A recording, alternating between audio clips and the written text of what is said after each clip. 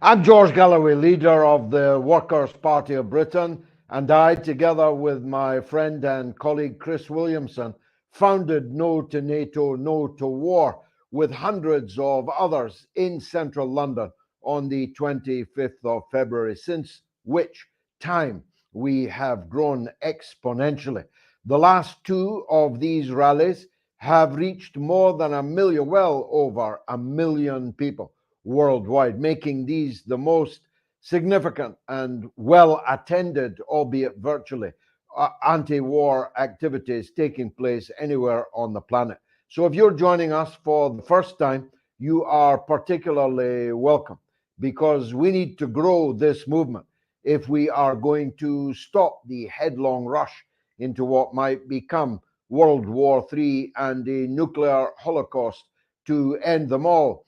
It will knock Mr. Oppenheimer's effort in 1945 on the 6th of August into a cocked hat, or rather, it will knock all of us off the planet altogether.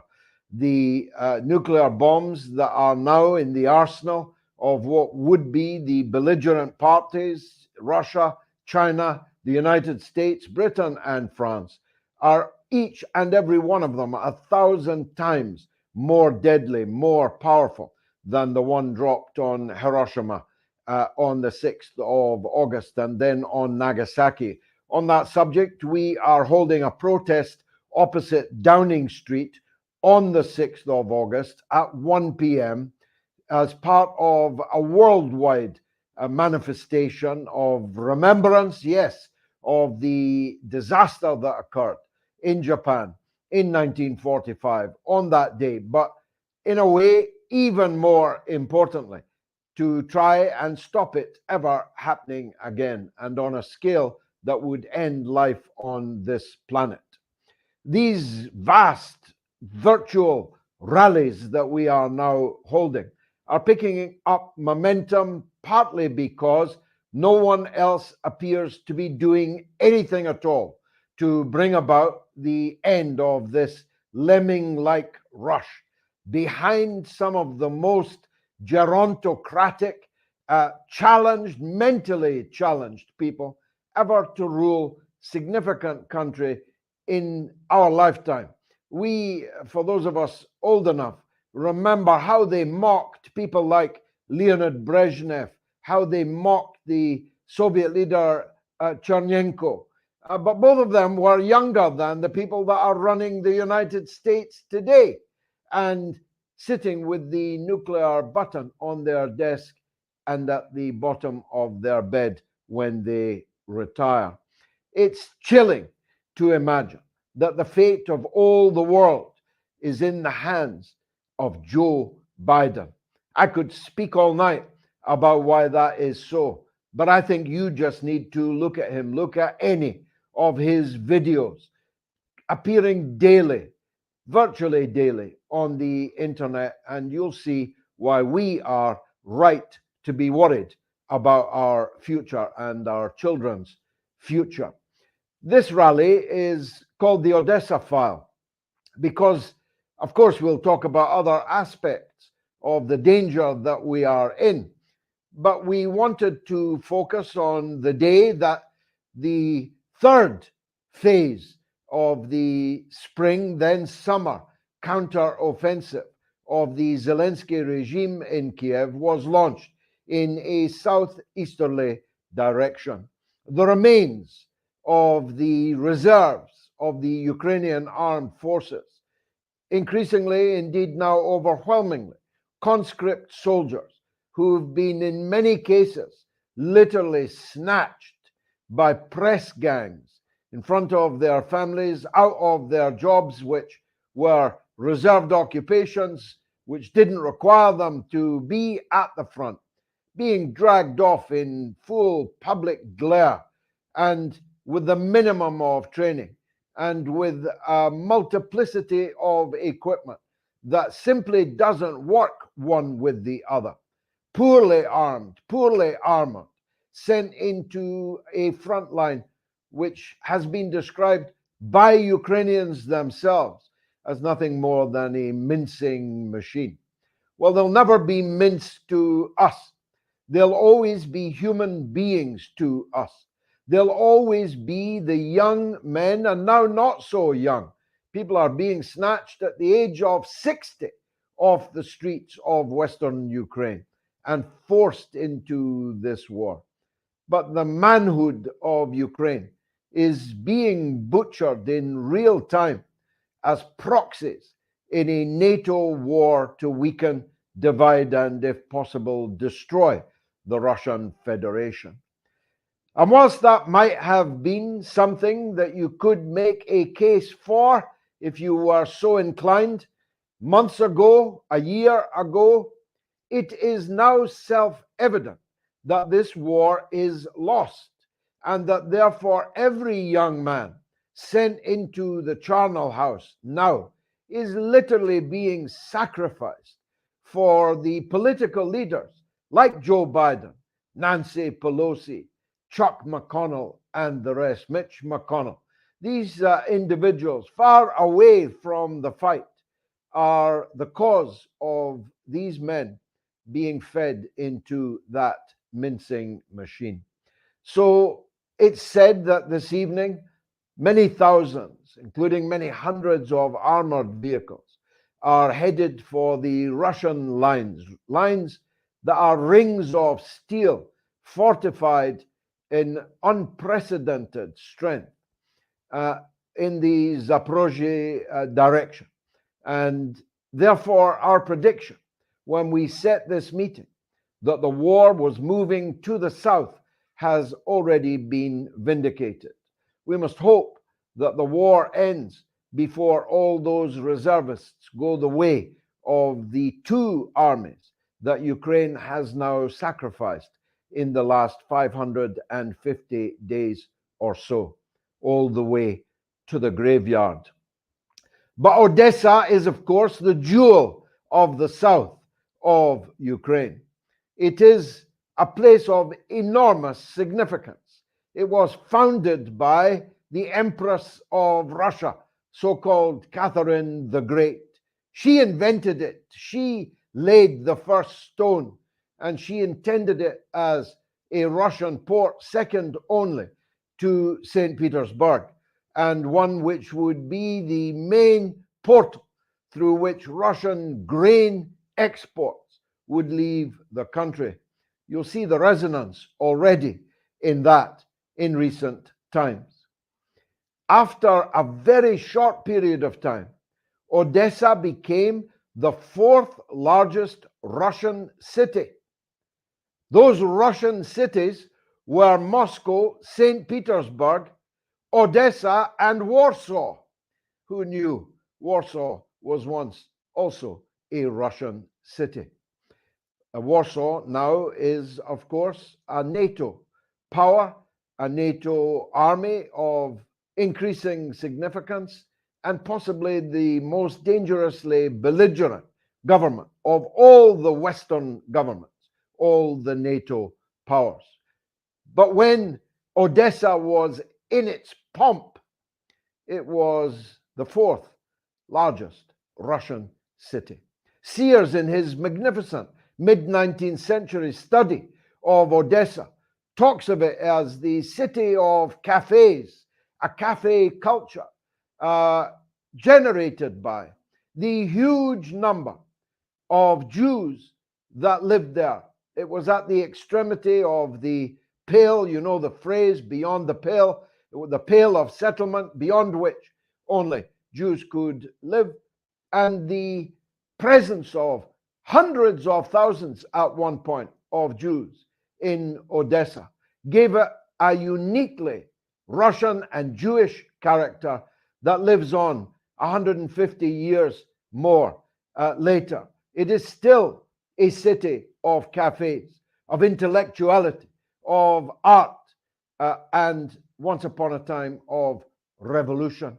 It was a significant place in the history of revolutionary Russia when Tsarism was overthrown and the Bolshevik Party came to power in the revolution in 1917. But it was occupied in the first days of Barbarossa, in the first days of Nazi and Romanian invasion of southeastern Ukraine, then a part of the Soviet Union. When the Nazis and their Romanian allies entered in 1941 the great city of Odessa, perhaps 150,000 Jews were still living there.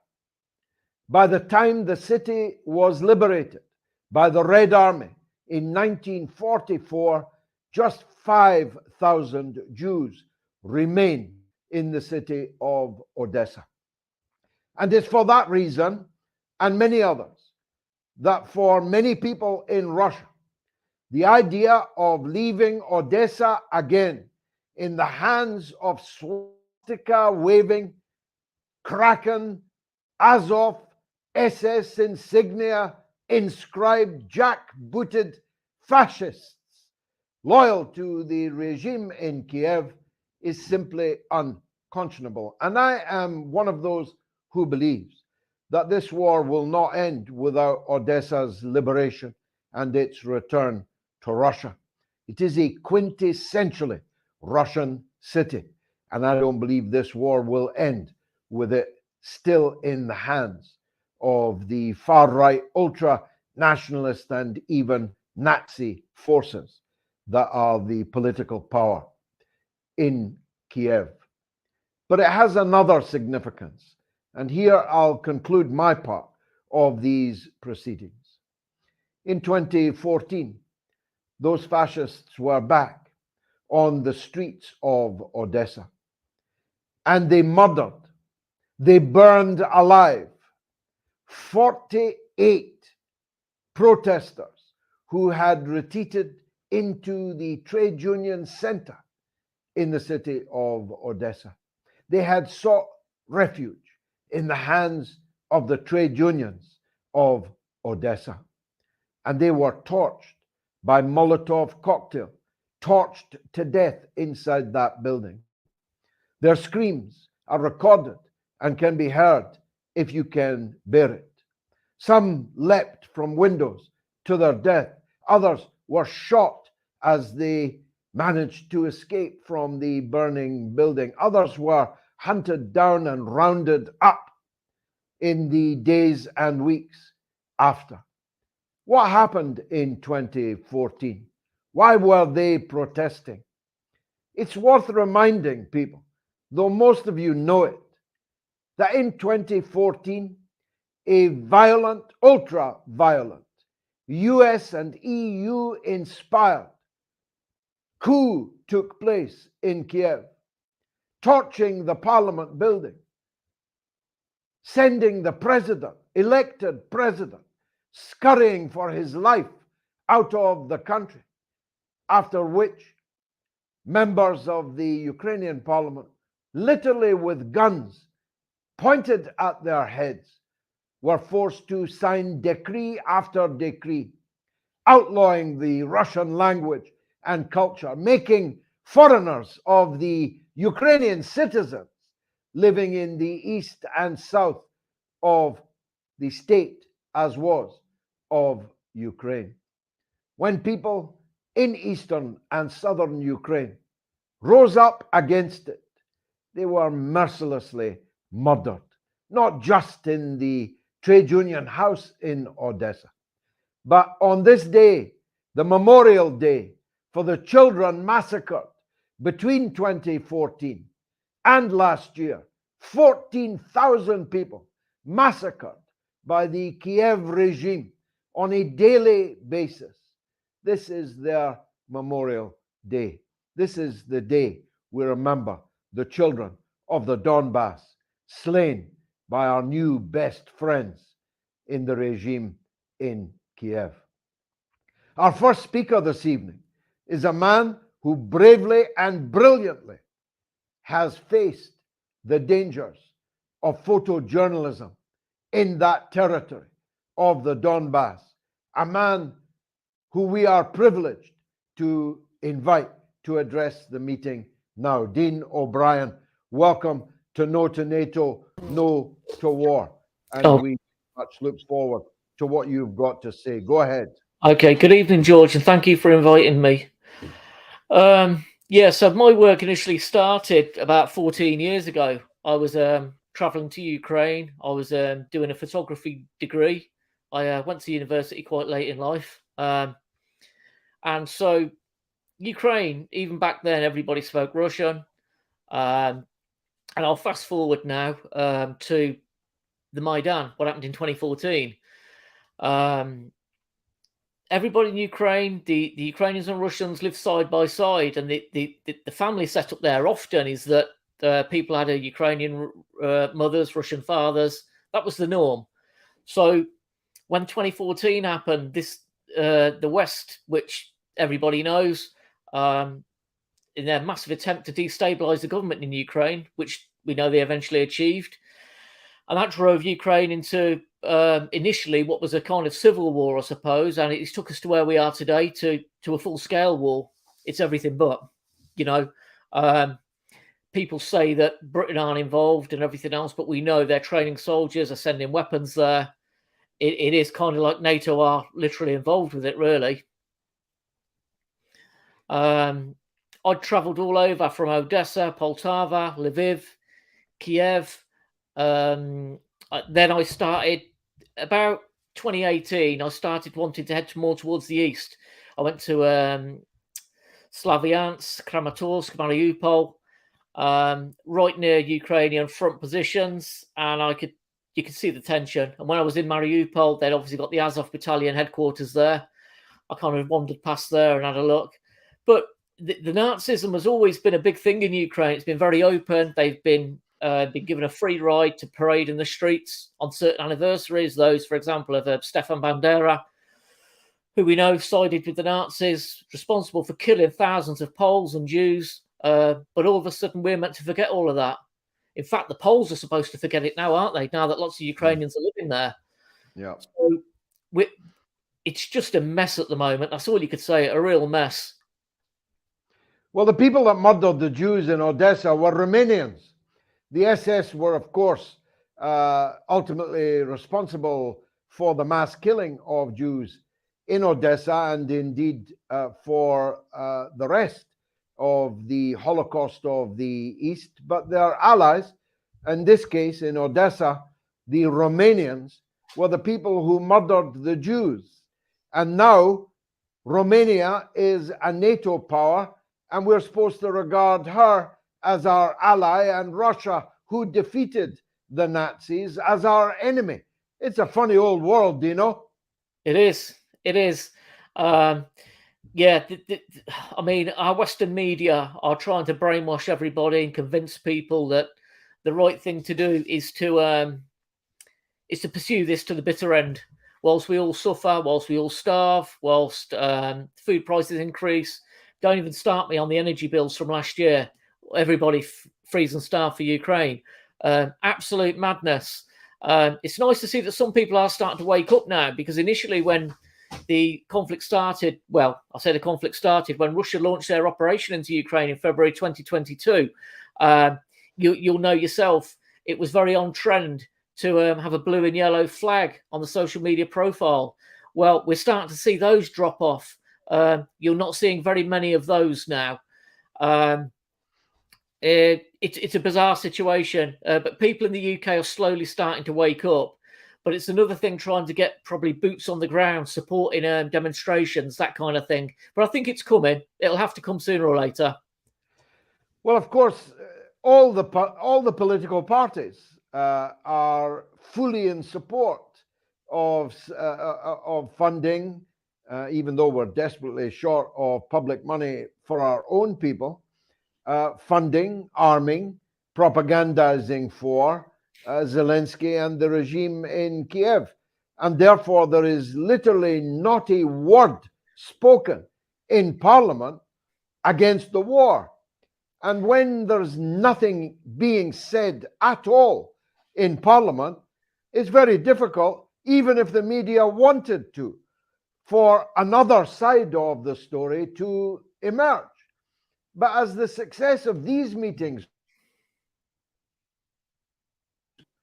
who think hey, wait a minute, maybe what we are doing or what's being done in our name is not the right thing.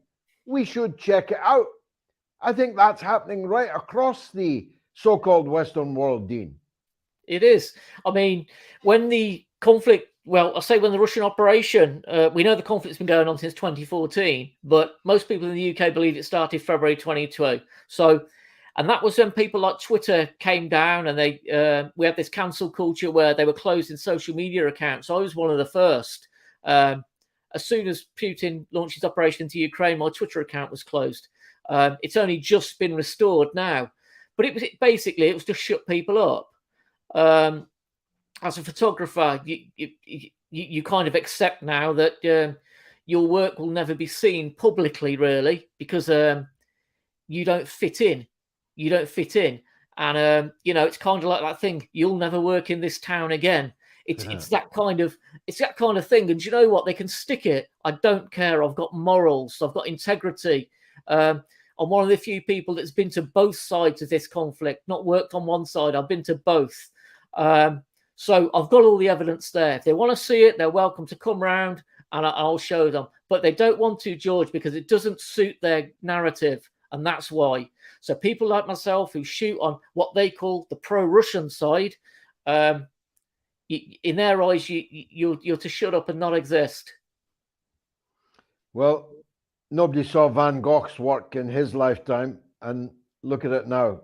Dean, thanks for now. We'll come back to you later. Let me introduce the second speaker, fresh from his own show, Patrick Henningsen, one of the most shrewd and careful analysts of these political and military events, a man who is the main talking head and main pen of 21st Century Wire, an indispensable site for the alternative point of view, a man I always am delighted to introduce. Patrick, welcome back to the platform of No to NATO, No to War, the third iteration of the counteroffensive is said to have begun. I know that because I read it in the New York Times. Where else? How do you think that is likely to fare? Any better than the first two iterations? Yeah, the first two iterations of the much vaunted counteroffensive, to me, were, they didn't exist on the battlefield. They exist in the media. These were PR offensives by Western media in NATO member states, by the Ukrainian government, because they're in a sort of feedback loop at the moment where they need to constantly be putting out the idea that things are progressing in order to keep two things flowing. Of course, the money and the weapons, because without these two things, the government in Kiev is dead in the water, basically. So they're not making any advances at all and haven't been for many months. Russia has fortified their defensive lines pretty well.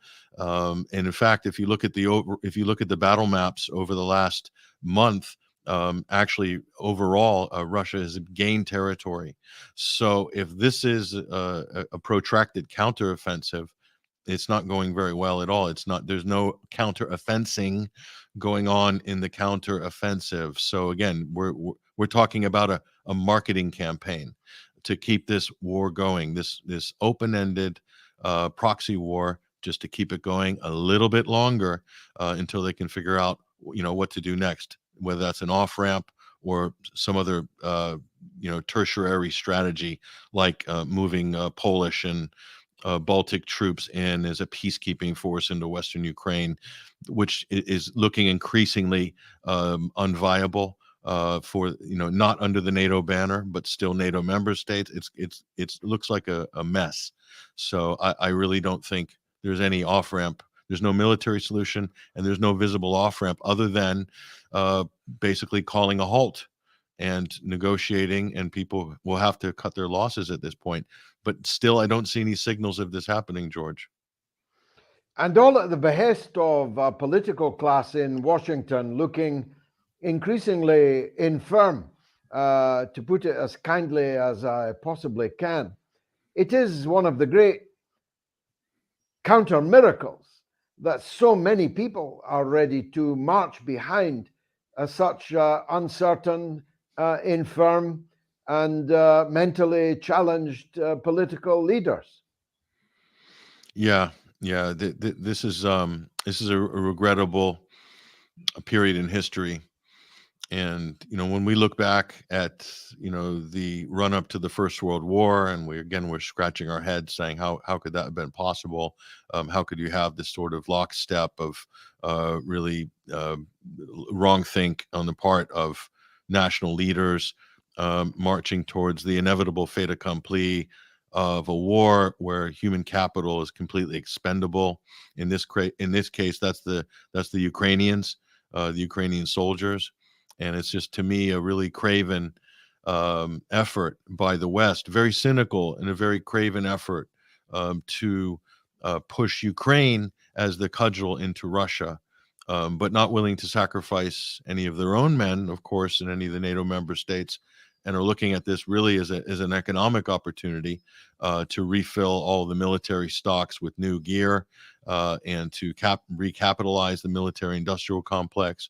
And all at the expense of Ukraine as a country. I think there was a huge miscalculation by the West. They really believed in their heart of hearts, or at least they told each other that this was going to be the case, that Russia is unorganized, they're incompetent, they don't have a 21st century military, they have an aging tank fleet, and we're going to wear them down with what NATO built up, George, as effectively the second biggest fighting force in NATO. That's what the Ukrainian army represented at the beginning of this conflict in late February 2022. So they had a bigger force, and arguably in terms of ground infantry, better equipped than Turkey. So besides the United States, that's de facto the largest force in NATO. That's where they started, and look where they are now. So if that is NATO's, and so just putting them together, the first two, bigger than all of the other NATO member states combined. All the other NATO member states can't mobilize what Ukraine had on the battlefield at the beginning of this conflict, and they're not there anymore. What happened? They're rebuilding their fourth army right now. What happened to all these men? Many of them are dead. Many of them are casualties. They won't be returning to the field. This is a humanitarian, a cultural, a national disaster for Ukraine. And yet Zelensky is being lauded globally as a hero. And you're looking at the tragic disintegration of a country. But unfortunately, this was going to be the case once they came under the management of the West, officially in February 2014, with the coup in the Maidan. So, and from there, everything just, I think, has gone downhill for Ukraine as a country. I mean, we knew that they were ready to fight to the last drop of the Ukrainians' blood. And that's actually true of these political leaders, even when they do send their own armies into battle. In Iraq, they were ready to fight to the last drop of somebody else's blood. But in this case, they're running out of somebody else's, aren't they? They're running out of blood. This is the fourth time they've gone to the well of humanity in Ukraine.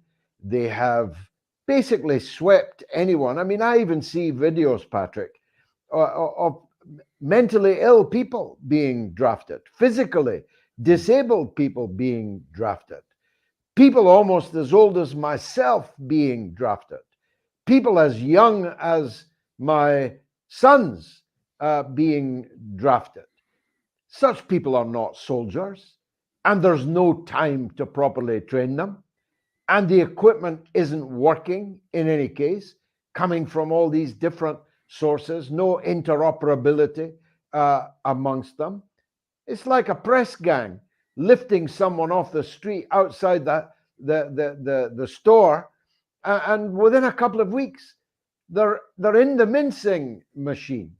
What are they going to do when they run out of Ukrainians? Yeah, you can send all the weapons in the world, and they have plans to, increase ammunition manufacturing in the United States, and by the end of the year we're going to have X amount of shells per week coming out of our factories. We just plug that gap with cluster bombs in the meantime, but don't worry about that.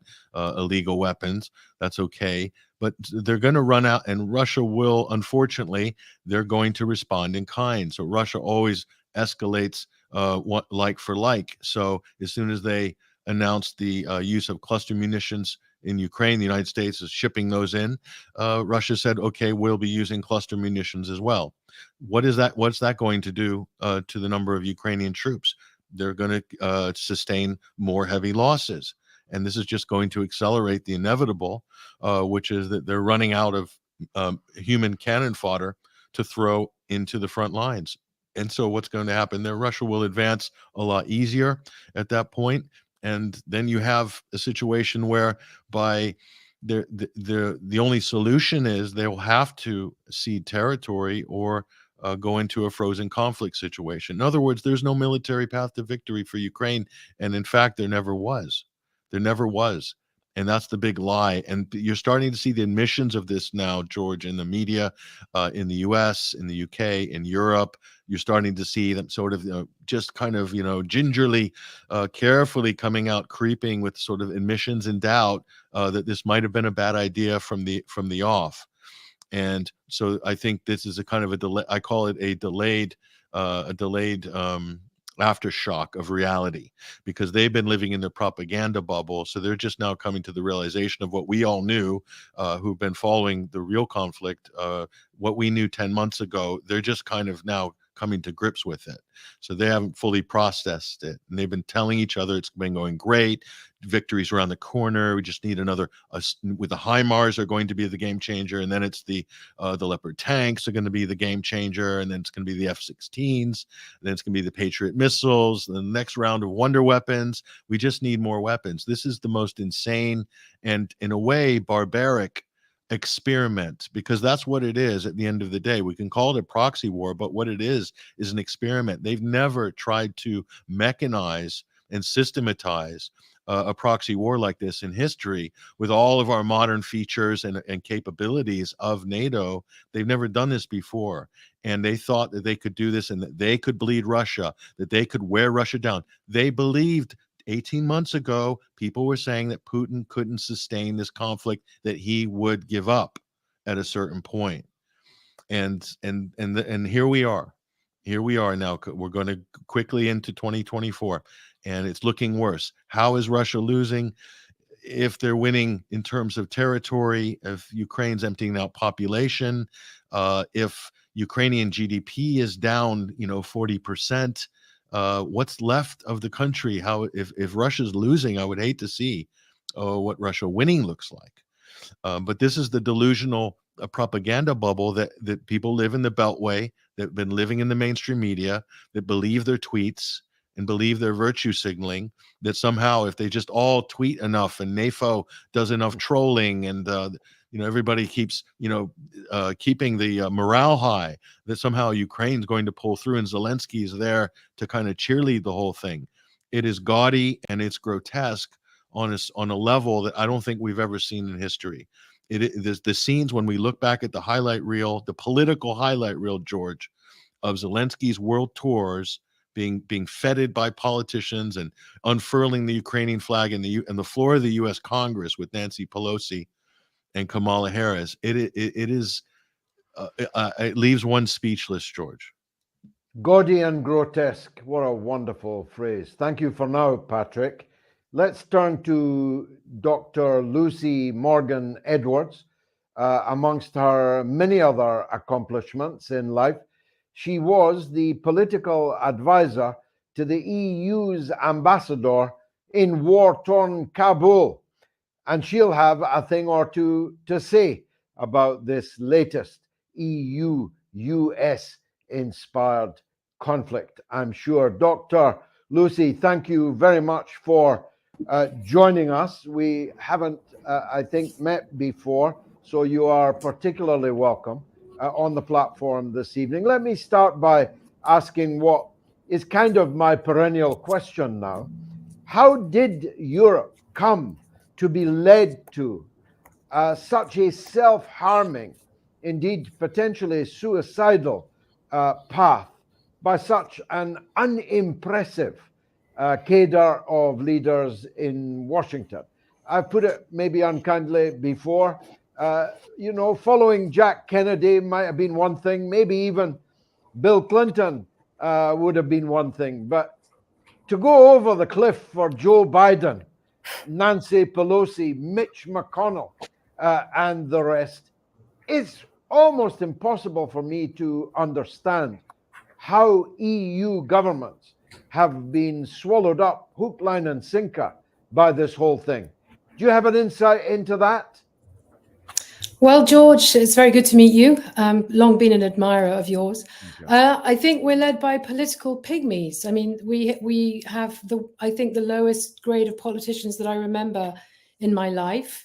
The political class, they seem to all be bought and paid for, or members of the World Economic Forum and pre-selected, et cetera, et cetera. I mean, one thing that's very clear is that the war in Ukraine is going to be an absolute catastrophe, not just for Ukraine, but for Europe, for NATO, for this political paradigm that we're living under. I think it is going to mark the end of it. And it's going to be an absolutely horrendous ending. I think Zelensky is not going to be able to walk down the street. And I think a lot of our politicians as well. Part of the problem, as Patrick said, I have long thought that our political class, and whether that's the USA, NATO, EU, UK, they seem to have a sort of cookie cutter approach to wars.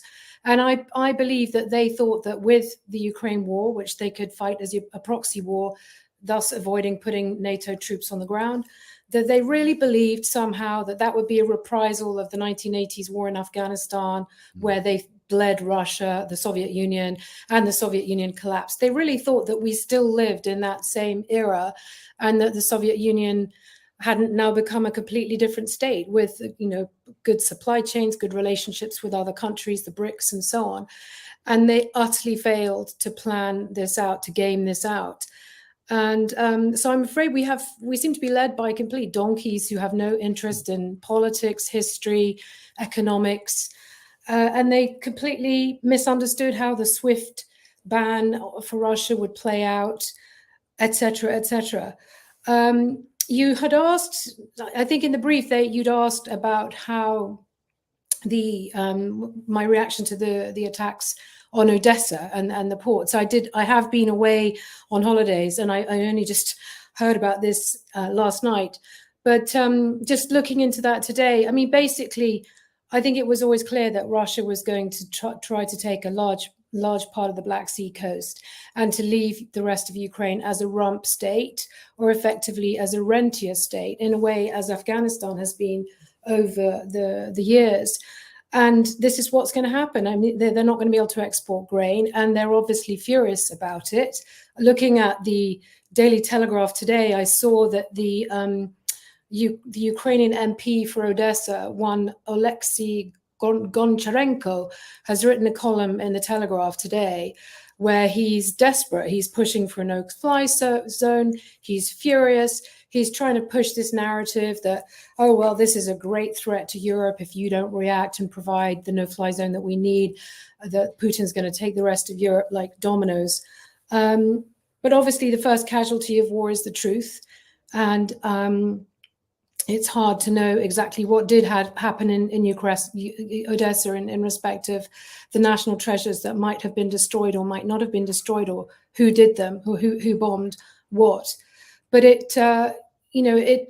Putin's been very patient. I mean, he entered this grain deal with the Ukrainians under the auspices of the UN, and has apparently been completely hindered from exporting fertilizers, of which Russia produces a great amount to the global south. And so it seems obvious that the Russians are going to take out the infrastructure. Obviously, this is an existential battle for them. They don't want NATO on their western flank. And so they're obviously going to take out infrastructure. This is something that the West did on day one in Iraq and in other countries. Syria and Afghanistan are still suffering from Western sanctions. So for the West to be plugging and complaining about Russia bombing this port, it seems incredibly hypocritical. And of course, when you consider what they did with Iraq, Libya, etc., the decimation of infrastructure on day one. And I think you ask, where did this come from? I think it's important that people understand that this has been a plan long in the making. I mean, I was listening to Jeffrey Sachs on the Duran earlier. He had talked about Brzezinski's book, or an article he wrote in Foreign Affairs back in 1997 for the Council on Foreign Relations, where they were talking about the plan for admitting which countries into NATO and when. And he was saying that Cookie Newland, has been involved at every stage since then. I think people are unaware of who the neoconservatives are. It's really important that they understand that so many of the wars in the war on terror that followed the events of 9/11 had been planned in advance. And this was something that General Wesley Clark has actually sort of whistleblown back in, I think it's 2007. He said on the day after 9/11, he was told by one of his former colleagues in the Pentagon that there was a plan to take out 7 countries in 5 years. And this has always been a plan of the Kagan and Newland family from the beginning. And if people are interested, there was a very good documentary which focused heavily on Ukraine, which I watched in about 2016 or 17. It's called A Very Heavy Agenda. And it's about the neocons and how they operate and how they have seized control of the levers of power in terms of policy making in Washington, D.C. And these are crazy people. They're not going to give up. They have no off-ramp. They, as Dr. Sachs was saying, they're pretty stupid. I mean, they don't seem to be able to game out or play to foresee how, when their mistakes lead to failures, what's going to be the next situation in this and how it's going to escalate really, really dangerously. So I think, it's important that people understand the role of the neoconservatives in all of this, going back pre-9/11 and, of course, involvement in 9/11 itself. And understand, when this all does come to an end, and it is going to come to an end on the battlefield, ultimately, unfortunately, it doesn't seem that it's going to be a negotiated settlement. Unless it ends with the US elections and Trump or RFK Jr. getting into office, I'd see a very, very poor ending for Ukraine and for the rest of Europe and indeed the world, potentially, if this escalates. Doctor, what about the United Nations? Has this current Secretary General, has he got a fear of flying or something? In my lifetime, it would be the norm, even just to make himself look important and provide some justification for his position. The Secretary General of the UN would never be off the news, demanding ceasefires and talks and shuttling between capitals and so on. I think most people don't even know, I'm not even entirely sure that I do know myself, who the Secretary General of the UN now is. I could tell you the last 5, but I'm not sure I could properly guess the name of this one. What happened to the UN? Well, Antonio Guterres, I'm afraid, is a sort of WEF acolyte. He's there to implement Agenda 2030, which I'm here in Geneva. It's all going on around me. I mean, the UN are pushing the climate stuff. They're all running around talking about climate emergency. I mean, they're all bureaucrats pushing climate stuff when none of them have a real background in environmentalism. Guterres is a disgrace. He's no Kofi Annan. He's not a man of peace. He is completely absent, isn't he? You're right. It's an excellent point to make. It seems that there is no one who's really going to wade in at the moment. And we're sort of destined to have to wait until the end of 2024 when we potentially have a new president. But then you have others like Martin Armstrong who are saying they're going to suspend the elections and they're going to use the war as an excuse, and they want to escalate and take it to China. So unless we develop more of a peace movement, we're going to be in a very, very dangerous situation in the world. And there just seems to be no one to intervene and to stop that, unfortunately, and least of all the United Nations, I'm afraid. So the ending in Kabul was ignominious, but they didn't learn any lessons from it, did they? Obviously not. They have gone and done it all over again. And the same analysts and correspondents and talking heads who talked us into all the previous disasters are still holding fast on this one. Was Einstein said doing the same thing over and over again is and expecting a different outcome is the very definition of madness. Have they all gone mad, Doctor? I find it astonishing when I see that Con Coughlin, that he's a joke of a man, is still writing for the Daily Telegraph, pushing escalation, pushing war. Hamish de Bretton Gordon, I'm not sure if he's with the Times. You know, it's incredible Simon that these Tisdale in the Guardian. Absolutely, that these people face no consequences. It's appalling. They have been completely, and of course they're all banging on about what weapons need to be used to win the war. They seem to have no understanding of the political situation on the ground, or as you were saying earlier, the 14,000 people who died between 2014 and 2022 in the Donbass area. And I have a friend, and I was grateful that that Dean brought up his experience as a photojournalist and how he was completely, you know, he can't get his photographs printed in the mainstream media because that is the way it works. I was a freelance journalist in Afghanistan prior to working for the EU. And, you know, I had the same experience. And in fact, and I had the same experience when I was trying to get my book published on my experiences of the intervention in Afghanistan. I ultimately had to self-publish it so that I could maintain control. Because there are all these kind of MI6 hangouts posing as agents and so on, and asking me if I knew Rory Stewart, as you know, as though he's the sort of the kind of the gate, the guru. The guru, which he of course isn't. But I also had a friend who had been in the Donbass in 2014 as a journalist, and she said it's ridiculous. They're not publishing both sides of this story. They're only interested in the perspective from Kiev. She thought that was outrageous at the time. Well, it's outrageously unanimous now in the media. None of us will be in the media, neither you nor me, nor Dean's photographs. How do we get your book? You didn't ask me to plug it, but I'd like to read it. Oh, bless you, George. It's called The Afghan Solution, The Inside Story of Abdul Haq, the CIA, and How Western Hubris Lost Afghanistan. I'll show you what it looks like, actually. I don't know if you can see it here. I'm afraid it's on Amazon.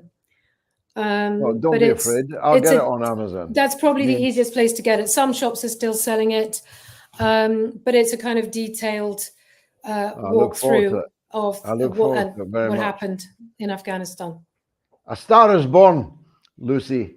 Thank you for joining us. Our final speaker this evening is an old friend of mine, many times a guest on my television show on Al Mayadeen television called Kalima Horra. We often cross swords, but this time our swords are pointing in the same direction against the swords. He's Dr. Niall McRae, author, analyst extraordinaire. Dr. Niall, thank you for joining us. The floor is yours. You've heard the foregoing speeches. How would you respond? Well, Russia has always been an intrigue of mine. And like Jordan Peterson, my bookshelves are full of Russian history and culture. And I've done some traveling in that vast nation. But going back to my childhood, our family home in Gourock on the west of Scotland, our view across the River Clyde featured the US nuclear submarine base at Holy Loch. And this would have been a prime target in the Cold War. So I grew up in this context and believing back then that the Americans were the good guys, not the caricatured capitalists depicted by communist regimes or the great Satan as chanted by Middle Eastern fanatics. But after the fall of the Soviet Union, NATO should, of course, have retired. And instead, the military industrial complex was unleashed, striking Yugoslavia. And I was shocked by the scenes from Belgrade, having thought that mass aerial bombing of European cities was consigned to the history books. And the barrage delivered to the Serbians was also a message for the Kremlin. Either you acquiesce to the rules-based international order or be frozen out. Presidential advisor Zbigniew Brzezinski, in his book The Grand Chessboard in 1998, envisaged Russia split into 6 separate countries, its natural resources to be managed and plundered by the West. But Putin saw the trap, and he began to rebuild Russia from its post-communist chaos. And since then, Russia's been cast as the enemy of freedom, democracy, minority rights, and the climate agenda. And after the Skripal poisoning farce, Russia was demonized by Integrity Initiative, which is the British Security Service's media propaganda operation, and blaming it for Brexit and Donald Trump. Now, as the tanks rumbled into Ukraine a year ago, it was readily apparent to me that Western media coverage and politicians' statements were hyperbolic and provocative. When the Ukrainians and Russians negotiated in spring 2022, Boris Johnson was flown out to stop a peace deal. The West is hell-bent on escalation, risking World War III.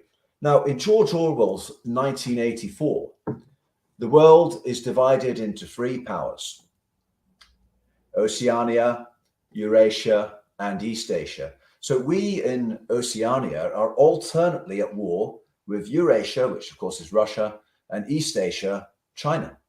And what's happening now, I believe, was planned a long time ago. Orwell was an acquaintance of Aleister Crowley, the occultist and British secret agent who had connections in every court. Crowley knew, in fact, what Orwell wrote in fiction. Now, obviously, the aim is to destroy Russia, but the EU is unwittingly participating in its own downfall. The severing of the Nord Stream pipeline is more damaging to Germany than to Russia. This act was predicted by the White House before the war started. Europe is being strangled by socioeconomically devastating net zero policies, energy shortages, deindustrialization, and depletion of its military arsenal. In its hubris, the EU believes that its model of post-nation government will become the global political system, alongside expansion of NATO as a global military force. But it's not the EU that's running the show. It's the Washington deep state and British aristocracy via Chatham House and the Council on Foreign Relations. Europe, as in the First and Second World Wars, is deliberately being weakened with its material and intellectual assets to be harnessed to global technocracy. So while Western governments are wasting our public money on a futile conflict, Putin is looking after his people. And that includes the persecuted citizens of eastern Ukraine. Back in 2002, I stayed with a family in Tambov on the eastern edge of Black Earth country, which is a fertile land covering most of Ukraine and the Don Valley. Large queues snaked around the local government office. Visas had been made a requirement for visiting friends and family across a previously open and irrelevant border. And later, Ukraine stopped issuing tourist visas to Russians visiting Kiev, which is a city steeped in the heritage of Holy Russia. This tension was provoked by the West. The very meaning of Ukraine is borderland. Mother Russia will not abandon its children, and she has the courage of conviction. It'd be better for everyone to seek peace now before millions of innocent people die in the globalists' proxy war. So I say, niet to NATO. Fantastic, Niall. Almost so good that I'd wind the meeting up here now. But I did promise everyone that we would go back to them. So let me go back first, if I may, to Patrick Henningson of 21st Century Wire. Patrick, on that point, have you any sensibility of what public opinion is like in Ukraine? We know in the areas that were liberated and then had referenda that the people overwhelmingly voted to rejoin Russia, as it were. But I'm thinking in the areas still under the control, like Odessa, it's almost impossible to believe that there are not substantial numbers of people, even in Western Ukraine, that are thinking to themselves, you know, maybe we poked that bear just one too many times, and it's brought about the complete destruction of our country. Our sons are either at the front being killed or have run away to Marbella with the family Porsche. It's hardly been a success for the political class in Ukraine, has it? It hasn't. That's the main point, George. What you're bringing up is that we keep saying that this is, or the West are saying, the paradigm here is this is about authoritarianism versus democracy. And Ukraine represents democracy, Russia, the authoritarianism. So it's basically, this is a rehash of capitalism versus communism during the Cold War, or, you know, the free world versus Islamic terror. It's a new paradigm. So that's the question. How do you get democracy in the Ukraine? Because there has to be a referendum on the war. Now, polling has come out recently. You've probably seen the polling. They claim that 70-something% of Ukrainians want to continue with the war. They don't want to cede any territory. Now, I have not looked at the methodology of those polls closely, but I do think that, you know, that would be worth investigating. But I certainly can't see, if you had a presidential election in Ukraine, let's say in the fall, in a few months' time, I just can't imagine it being a winning campaign to say, we need to keep going. We've lost 300,000 men. We've lost a third of our territory, but we need to carry on. We're going to turn this around. I don't see that as a winning campaign. So, but elections are suspended. So there's not going to be an election that where the election would be a referendum on the conflict. It would, of course it would. And it would give people an opportunity to speak. You don't have that. So now you have an atmosphere that's very hostile to opposition in Ukraine. You don't have opposition media; those have been outlawed. You don't have any opposition voices in the Ukrainian Orthodox Church. You don't have any independent journalists anymore. That doesn't exist. So how would you really know the public sentiment? And with so many people outside the country now, like 15 million diaspora spread throughout the EU and beyond. And you know what's their opinion will be different than the Ukrainians who are still in the country. I would think they would, the people outside would be at a safe distance, more pro NATO, more pro Zelensky. Let's carry on with the war. We're going to beat Russia if we just get the new missiles or weapons or whatever, F-16. So that's the key point, because we keep saying what the West says, the Ukrainians want to keep fighting, so we're going to keep giving them weapons. Who are the Ukrainians? Is this the regime in Kiev? Is it Zelensky and his production team? Who is the Ukrainians? Because I'll bet you if you polled the military, they'd have a very different opinion. People in militaries, period, are not necessarily pro-war, especially when you're on the losing end of it. There has to be another diplomatic solution or something that it should be offered, at least as an option, to what's left of Ukraine. Of course, the longer this goes on, that's going to be a smaller and smaller country.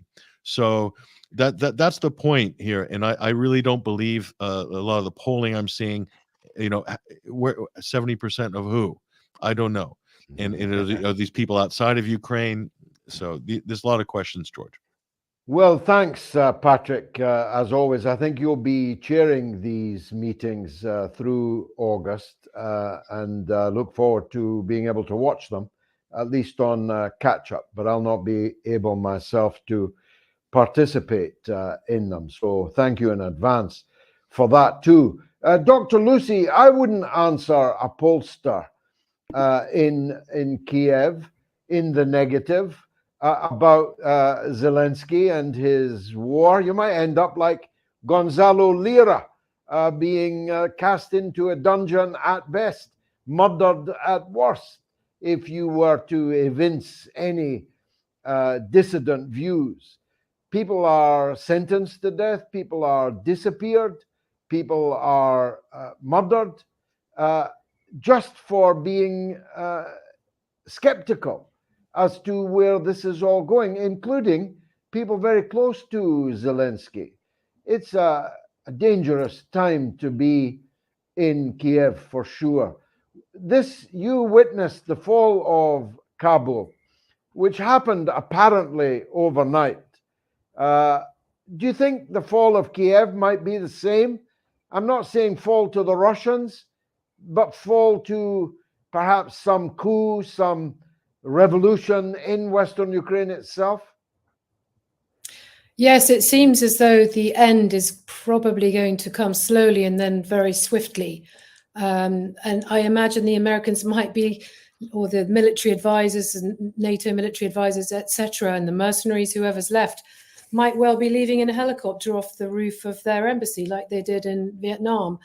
As with the downfall of Ashraf Ghani, I wasn't actually there when it happened, but I was expecting it for months before it did. It came very swiftly, and he'd said a couple of days before, apparently, that he intended to never to leave Kabul, and then he fled. So I can imagine that Zelensky is going to find it very difficult to find anywhere to be safe at the end of all of this, because on his hands is the blood of hundreds of thousands or tens of thousands at least of young and older Ukrainians. And it's an absolute disaster for that country. So, I think there are going to be a lot of similarities. Ashraf Ghani left with a lot of luggage, of course, most of it of the paper folding variety. I suspect that Zelensky's already exported his wealth, so that he's traveling light when he eventually flees.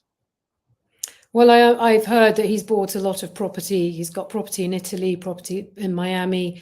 I expect he's got some kind of safe haven in the UK, because they seem to be his greatest supporters, until the comments by Wallace a couple of weeks ago about Amazon. Yes. But I wouldn't be surprised if he's got a place to go in London. Who knows?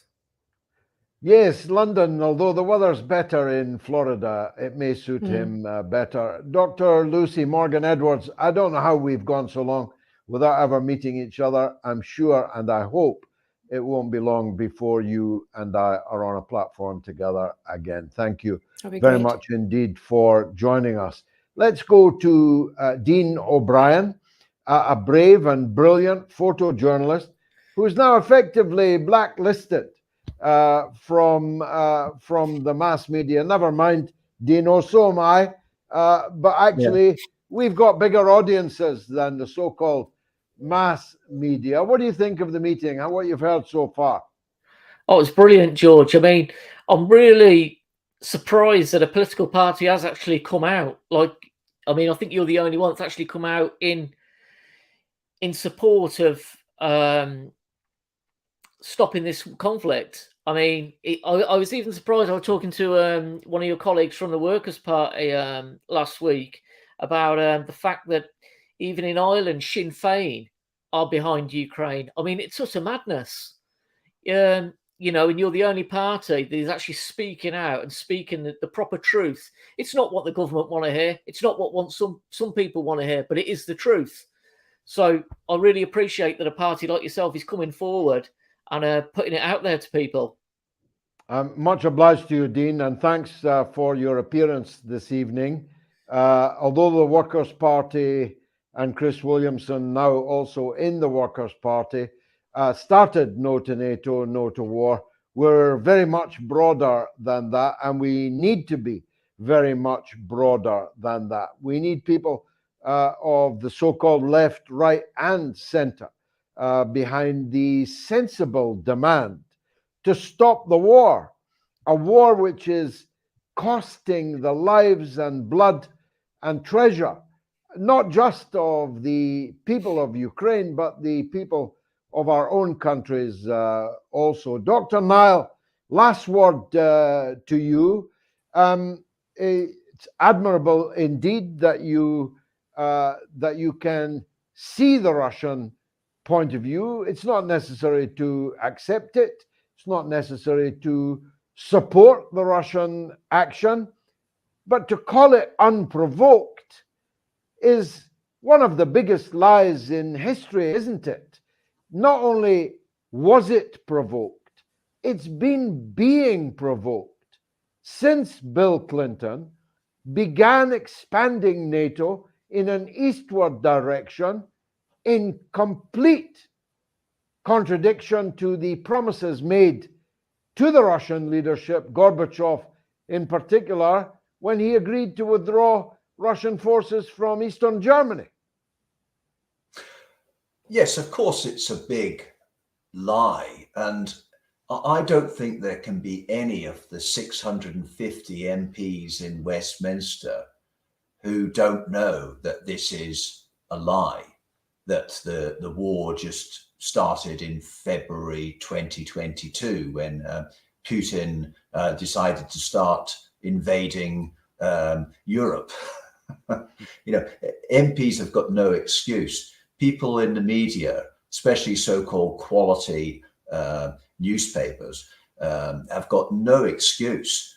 So that leaves us with the question is, why are they maintaining this lie?